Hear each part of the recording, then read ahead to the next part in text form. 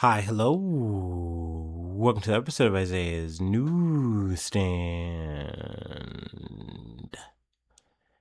It's your host, Isaiah Edwards. The date is July the 13th, 2026. Hopefully, this episode finds you well, in good spirits and high hopes. As for me, I'm doing pretty good. Happy Monday. Happy Garfield Day. Hopefully, you got that lasagna.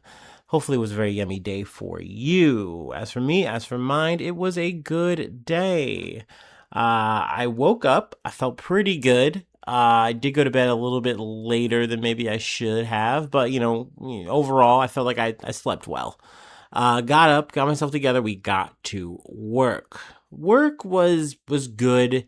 I did get kind of lucky in a sense. The day kind of like came together, so I wound up being able to stay the whole day, which is still weird to say for a Monday. We're usually that's like our busiest day, but lately things have just been so dried up at work. But I think at one point I hit both floors and there really wasn't much work to be had, and that means I ran out of work downstairs. So I was like, okay, I guess I'm gonna be going home about an hour early or so. I took my last break. And then I came back to the crusher and there was like one buggy. And I was like, all right, I will do that one buggy. And then another two buggies came down. And I was like, okay, all right, play my cards, right? This will be another like 30 minutes or so. And then it just kind of came down another one, another two. And I was like, okay, this is totally enough for me to stay for the rest of the day. Awesome. So I got to make my day's pay. We love to see it. After work, I was just so tired. Like I think the going to bed a little bit later just kind of got me, and I came home and had a nice little nap. Then I got up, got myself together again for the gym. So I got myself up for that. Didn't want to miss that. And overall, the gym session was good. It was so busy in there, which I hate. I especially for some reason hate it when I come later and there's more people, not less. I don't know why, but I always feel like, okay, if it's later, like in the day, like it's closer to the end of the night, why are more people here? Like, this is crazy. Why is this parking lot so thick? But overall, we got the job done. It was a solid workout. I came home. I did do my stretch. We're back on our bullshit. Had a snack and did some research. And here we are, ready to go. Just a bit later in the night. But yeah, that's been my day. That's been my Monday. Let's go ahead and do the startup though, and let's get into the news.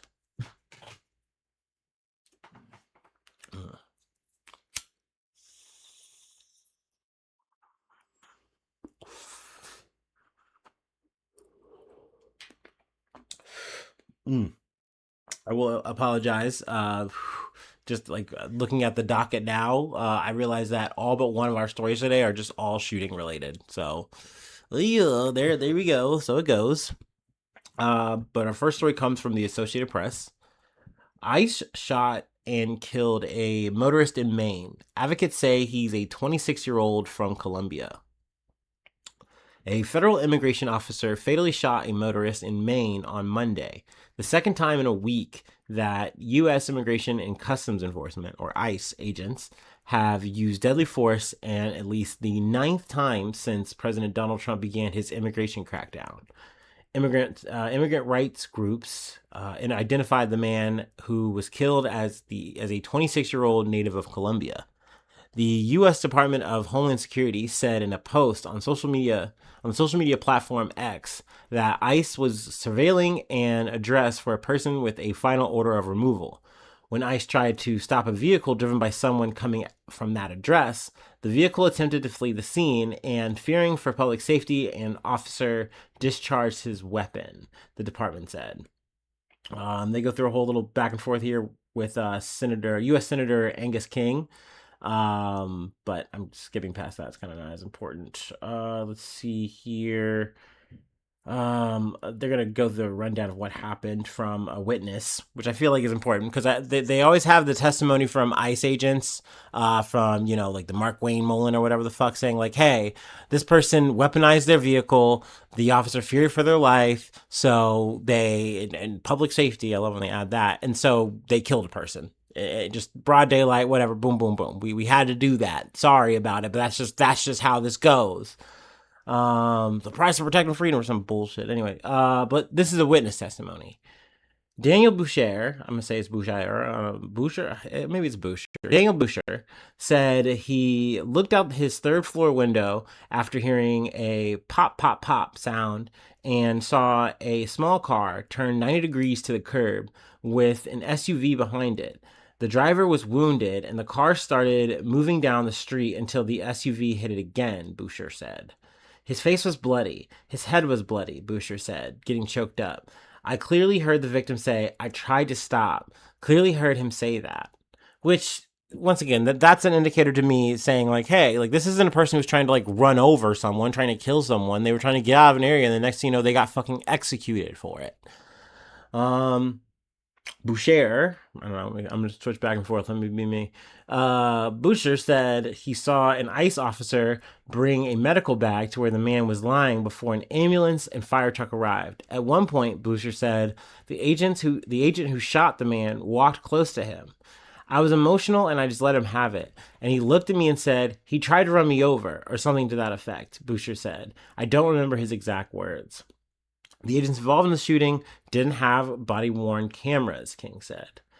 The question is, what did he do with his vehicle, King said? Were officers threatened? Were the threats rising to the level that justifies deadly force? I mean, I think the question is, why are these guys fucking here? In Maine, of all places. Like, you don't need to be here doing this fucking shit. It's not fucking worth it. But according to the Trump administration, it is. They want to do the show of force. I think, cruelly, sadly, that they don't care when these numbers come up, when these bodies come up, because it's just like, hey, this is a cost of doing business. At the end of the day, we're making our constituents happy by getting all these illegal, criminal immigrants out, which is like, okay, dude, you're literally seeing the criminal percentages and a lot of these even drop as the, time goes on in these fucking things. You're just snatching people up just to snatch them up. And put them in this fucking, hellhole processing that is deportation, and then they get sent to God knows fucking where. Their home country, if they're lucky in some situations. So, yeah, I get why people have this fucking fear. It's not just to, people who are here legally. Illegally is such a fucking dumbass fucking way that we have to fucking word this shit, but so it goes. But it's the general public, man. Like, I definitely think back to one of the first times I kind of saw ICE agents in my local area, and just it being so fucking surreal, and knowing that these guys are ready to get kinetic whenever the fuck they feel quote unquote threatened, scared. These motherfuckers are not going to hesitate to pull out a fucking gun and just start shooting at people.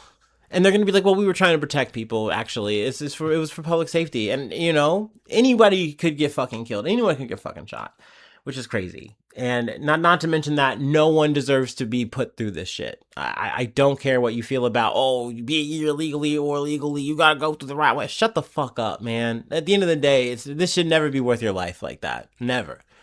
But here we are, yet a fucking again. But anyway, like I said, the rest of this episode is not getting any lighter. We're gonna sally forth from ABC7 Eyewitness News. At least 27 shot, 3 fatally, in weekend gun violence across Chicago. At least 27 people have been shot, 3 fatally, in shootings across Chicago so far this weekend. Much of the violence unfolded on Saturday night into Sunday morning. According to Chicago police, at least 15 people were shot, 1 fatally, between 11 p.m. Saturday and 6 a.m. Sunday. Now they go through, a list of the people who were shot. I think in a lot of situations they don't really give names or anything like that. So I don't want to get bogged down into the gruesome details. By all means, feel free to look it up, and get the details. But we're going to move on to the next story. And this is from STLPR, which is apparently an NPR network, kind of situation. So that's pretty cool. 5 people killed, 2 injured in targeted East St. Louis family shooting. Now that's not cool.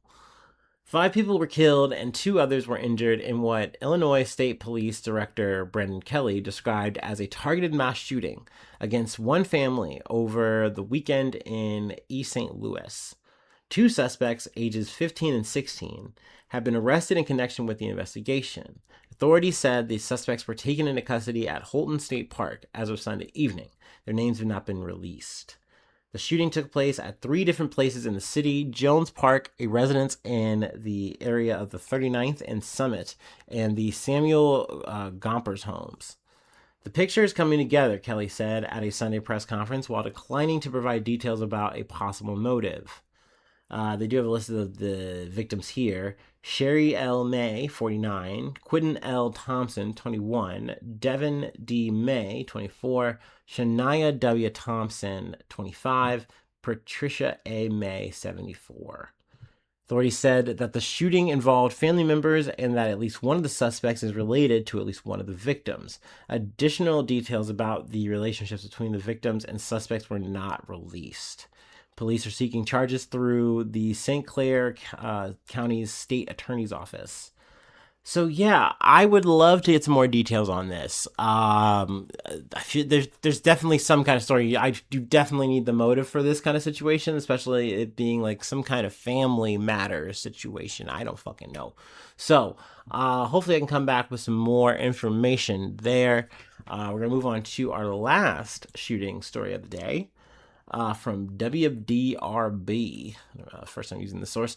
3 killed, 7 injured in weekend shootings across Jefferson County. Let's see, which is apparently out of Kentucky, I believe. 3 people were killed and 7 others were injured after multiple shootings in Jefferson County over the weekend. Early Saturday morning, Cheverly police found 1 person dead and 3 others injured in a shooting in the 3200 block of Ralph Avenue. Let's see. Cheverly Alcoholic Beverage Control issued an emergency suspension of HK Liquor's license Sunday after the shooting. About 6:30 p.m. Saturday, Louisville Metro Police responded to a reported shooting in the 500 block of Roy Wilkins Avenue at City View Apartments. Let's see here. Was there anything else I really wanted to pull? No, that's pretty much it there. And obviously, in terms of all these shootings, condolences to anyone and everyone who's lost their lives and affected. I was like trying to say that. Try to add any kind of levity where I can. But obviously this shit is serious. But I will say, and we are closing out, I don't know if you've seen the random like TikTok or Reels or whatever where people go, what sound is a firework, and then they make the sound and then they like show fireworks and it's like pew pew pew pew pew pew, and they go through like, hey, everyone in that like around, who works at a fireworks place or whatever in this example. This is maybe a tad morbid, but I do think how everyone describes a gunshot is very interesting. Some people go pop pop pop, some people go pop pop pop, some people go boom. I mean, obviously it depends on the weapon, but morbid me would like to see a reel like that. And I don't know, maybe I'm too fucked up. Maybe I'm too dark and twisted. No, anyway, let's go ahead and do our last break and we'll close it out. I'm getting hot. I'm getting sweaty. I will say I always appreciate the concern at work when people like check the temperature and then they're around the crusher. They go, hey man, it's going to be hot today. And I'm like, yeah, yeah, I know. Like, I never, and I always appreciate the concern, but I'm like, where is this dialogue supposed to go? Like, yeah, it's gonna be a heater, and I need to be, hydrated, and that fan's gonna be on, yeah. Anyway, because overall, like, I mean, I know the score. If I couldn't hang, I wouldn't be doing this job for, I think at this point, like, what, 7+ years, just in this particular, department, whatever, mashing the trash. Anyway, like I said, it's always nice. The sentiment, at least.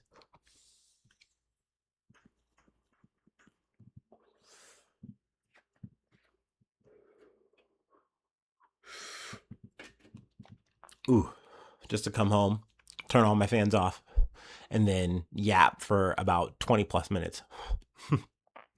It's a living. Anyway, from The Guardian. Darlene Graham Nordone, and I'm sure I'm fucking her last name up or whatever, Lindsey Graham's sister, an interim U.S. senator. When Lindsey Graham was in college, his parents died, just over a year apart. That's low-key some Batman shit. Sorry. Sorry, I'm fucked up and I'm thinking about gay Batman, and that's not fair. Anyway, But he worried most about his sister, who at 13 was suddenly an orphan. Graham became her legal guardian and later adopted her so she could receive his benefits through his service as an Air Force lawyer. Which I gotta say, tip of the hat to Lindsey Graham. One of the nicer things I've heard about him in his passing.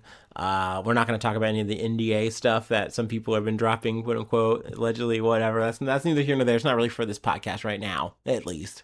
Um, but yeah, on Monday, Henry McMaster, which fucking goddamn, what a cool name for a guy I definitely wouldn't like, but Henry McMaster, South Carolina's Republican governor, announced that the late senator's younger sister, Darlene Graham Nordone, would fill the Senate seat he held until his sudden death on Saturday night, age 71.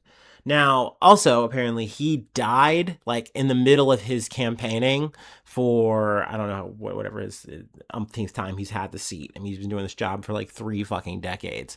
But essentially, people were describing that like him, and him potentially winning was like a cakewalk. Like, it seemed pretty in the bag for him that he was going to, take the seat again. But his passing is potentially something that's going to jostle things up. So this is a nice gesture. I don't fucking like it at all. And I don't mean I don't like it in like a conservative sense. Like, it's crazy that they're doing this, because I know apparently they have a reference later on in the article that like back around, I think 2000, a Democratic, governor or whatever has a Democratic governor or something has done the same thing, kind of like let a family member take a spot or whatever. It screams a certain kind of nepotism that should just not be a thing in politics, even if we're trying to be cute and sentimental or whatever. You can appreciate that even in death. Graham is protecting his little sister and making sure she's straight, or whatever. And who knows, maybe she's going to take this and run with it.